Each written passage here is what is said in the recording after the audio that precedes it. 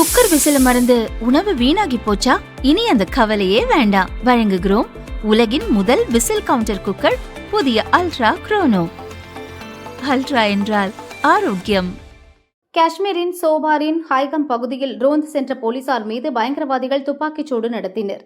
இதில் 4 போலீசார் கொல்லப்பட்டனர். 2013 நடந்த இத்தாக்குதலுக்கு தடை செய்யப்பட்ட ஹிஜ்புல் முஜாஹிதீன் பயங்கரவாத அமைப்பின் தளபதி இம்தியாஸ் அகமது மூளையாக செயல்பட்டது தெரியவந்தது. போலீசார் விசாரணையில் எந்த முன்னேற்றமும் ஏற்படாத நிலையில் வழக்கு என்ஐஏ வசம் மாற்றப்பட்டது. 3 பேர் கைது செய்யப்பட்டனர். இம்தியாஸ் தலைமறைவானார்.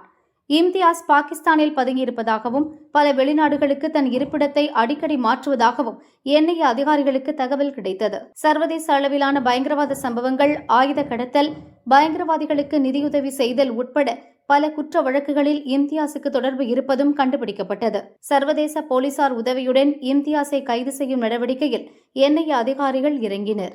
இப்போது இம்தியாஸுக்கு எதிராக ரெட் கார்னர் நோட்டீஸ் பிறப்பிக்கப்பட்டுள்ளதாக என்ஐஏ தெரிவித்துள்ளது. சர்வதேச குற்றவாளியாக அறிவிக்கப்பட்ட இம்தியாஸ் இன்டர்போல் உதவியுடன் கைது செய்யப்பட்டு இந்தியாவுக்கு நாடு கடத்தப்படுவார் என எதிர்பார்க்கப்படுகிறது.